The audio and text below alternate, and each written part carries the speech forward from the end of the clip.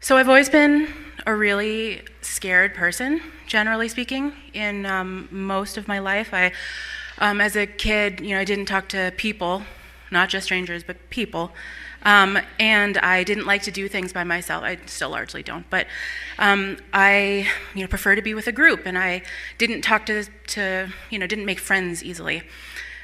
For example, when I was in college, I remember once I wanted to join a student organization because people told me, if you're going to have a good time in college, join a student organization. So I remember going to the place where I knew the meeting was going to happen and walking to the door, and the door was closed, and I knew it was the place because it was the room and it was everything, and I stood outside of it not wanting to open it, and then I left. I didn't join it.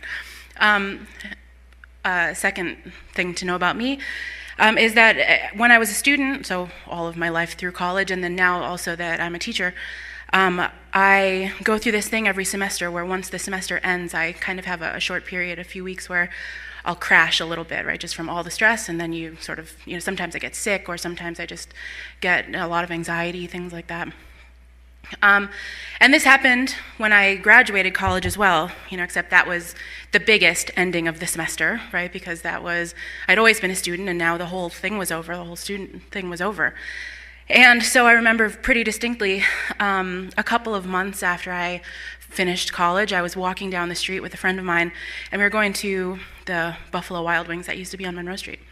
And we were just walking, and everything was normal, and then all of a sudden, I remember just being overcome by this weird feeling that so something was just off, right? The world wasn't real.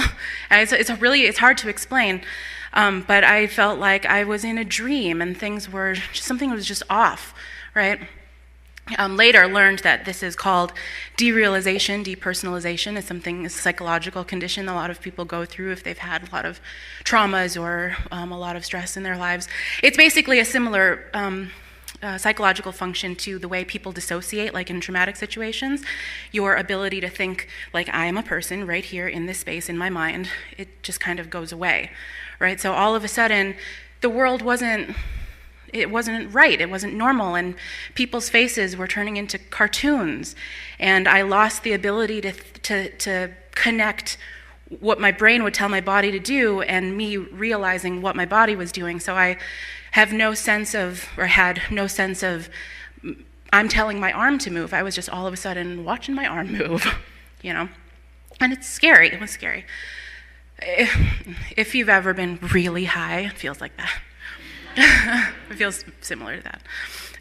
And so at first I had no idea what it was, and in 2010, Google wasn't quite what Google is now, and if you Google that now, there's a lot of stuff, you figure out what it is, but that wasn't the case back then, so I thought maybe it would go away by the next night, or if I just got some, protein or something, I'd be all right, but I wasn't.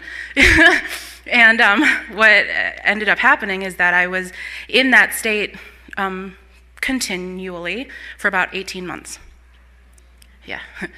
And if you had told me day one, right, this is going to be that long, I don't know. I might have just had to, end it, because I don't know what I would have done. I was really scared, right? So that just made everything worse. I was scared to go out of my house, my mom's house.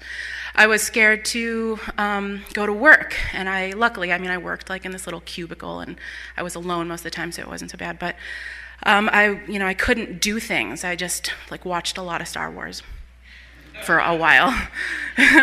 And there were things that it just got worse and worse and worse. I couldn't take pills because what if I had a reaction to it and died? I remember having once a particularly bad bout of this feeling after eating some shrimp, so I didn't touch seafood for many years afterwards, right? It just got sort of worse and worse. Anyway, I guess the end of it is that I did eventually get over it, right, about 18 months later. Oh, the other thing, I do remember going to a doctor and trying to tell them, I feel like I'm in a video game, right, and what they needed to do was get me to a psychiatrist. What they did was prescribe me Claritin. Because they thought maybe you're just stuffy, right? That was anyway.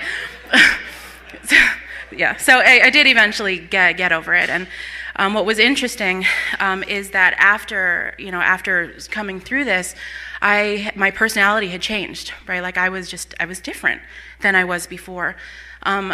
I used to be really scared to do things, and all of a sudden, when I came out of it, I felt like I had lost a lot of time, and I wanted to make up for, not going to grad school right away, things like that. And so I sort of went, head first into a lot of those things, and I just kept thinking, like, this is something that I wouldn't have done before, but now, like something like applying to grad school. I wouldn't have done that before, because what if I had been rejected? But now, it doesn't matter if I get rejected, because at least I feel like a real person, So I did, I applied to grad school, and I did that whole thing, and I once got the opportunity to work with some pretty famous poets in Mexico, but it required, traveling to Mexico on Christmas Eve alone, and I did that. And I eventually, was able to get my work published and got a really good academic job near where I lived and all of those things. And, sort of what I learned coming through it was just, you sometimes, you can't get where you want to be without feeling like you could lose something, right? And so for me, I don't know if it's really courage or if it's more just sort of a glorified apathy of like, well, at least I won't, at least I'll feel like a real person, so it doesn't matter. But yeah, at least I feel like a real person, so I'm good. Thanks.